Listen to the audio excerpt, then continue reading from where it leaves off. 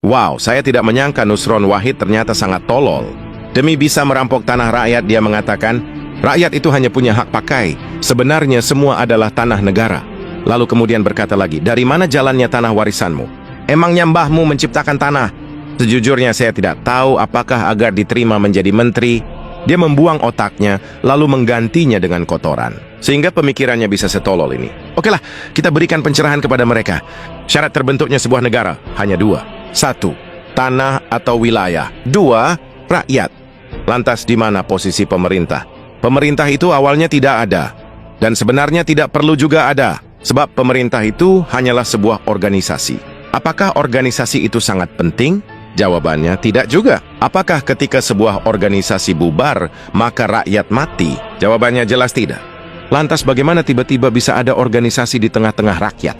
Jadi ketika rakyat itu semakin banyak, maka mereka bermusyawarah untuk mempermudah kehidupan mereka, maka mereka membutuhkan para pembantu. Maka mereka sepakat membentuk sebuah organisasi dan mereka menggajinya. Itulah asal mula pemerintah. Jadi ibarat negara itu adalah rumah, maka rakyat adalah majikan. Dan pemerintah adalah pembantu alias asisten rumah tangga. Pertanyaannya, apakah pembantu rumah tangga itu perlu? Ya, perlu juga sih. Karena akan mempermudah kehidupan kita. Tapi apakah kita akan mati? Atau tidak akan makan jika pembantu tidak ada? Ya, jelas tidaklah. Kan kita bisa masak sendiri atau beli dari rumah makan. Jadi seperti itulah peranan pemerintah di tengah-tengah rakyat. Nah, masalahnya para pelayan di negara kita ini dari awalnya sudah sangat culas.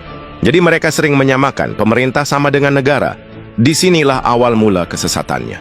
Sehingga mereka berpikir, berarti tanah negara adalah tanah pemerintah. Boom, hancur sudah kan? Mereka salah persepsi. Lalu kemudian menggunakan persepsi yang salah itu untuk mengklaim apa yang bukan miliknya. Jadi perlu Anda ketahui pemerintah dan negara itu berbeda.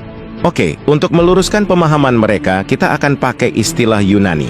Sebab Yunani adalah pusat filosofi dunia, di mana hampir semua konstitusi negara-negara di dunia itu diadopsi dari filsafat Yunani. Jadi negara dalam bahasa Yunani disebut hora. Hora artinya adalah tanah atau wilayah tempat tinggal manusia alias rakyat, kampung halaman atau negeri.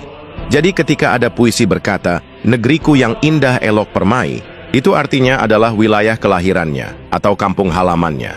Jadi jangan Anda bayangkan pemerintah seperti Indonesia yang isinya Nusron, Sri Mulyani, Omon-Omon, dan para tikus lainnya bisa rusak keindahan puisinya tadi. Kemudian rakyat dalam bahasa Yunani disebut demos. Nah, jadi jika Anda menyebutkan kata demokrasi atau negara demokrasi, itu artinya kedaulatan rakyat. Sebab demokrasi berasal dari dua kata, yaitu demos dan kratos. Demos artinya rakyat. Kratos artinya majikan, pemilik, pencipta, tuan, dewa, ataupun Tuhan. Ini sejalan dengan filosofi Latin, yaitu Vox Populi, Vox Dei. Artinya suara rakyat adalah suara Tuhan, atau kehendak rakyat adalah kehendak Tuhan. Jadi ibarat negara adalah rumah, maka rakyat adalah penciptanya. Kemudian pemerintah di dalam bahasa Yunani disebut kivernisi. Artinya pelayan administrasi, ministry, ataupun pembantu rakyat. Jadi kata pemerintah sendiri, sebenarnya itu sudah sangat sesat. Karena pemerintah artinya adalah orang yang memerintah. Pertanyaannya, bagaimana bisa pelayan yang digaji memerintah tuannya? Ini kan sudah sangat sesat. Jadi kesesatan paradigma inilah yang membuat para pelayan rakyat itu semakin jauh dari fungsinya. Harusnya sebagai pelayan mereka berlutut pada majikan.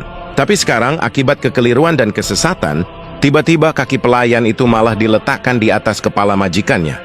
Jadi jika bangsa ini ingin selamat, maka kita harus melakukan revolusi kesadaran. Kita harus berhenti menggunakan kata pemerintah, sebab itu bisa membuat mereka tersesat dan lupa diri.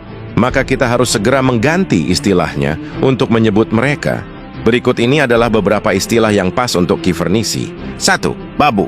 2. Pelayan. 3. Abdi. 4. Mandataris. 5. Pekerja. 6. Pembantu. Atau apa kira-kira istilah dari daerah Anda? Jadi terjawab sudah ya.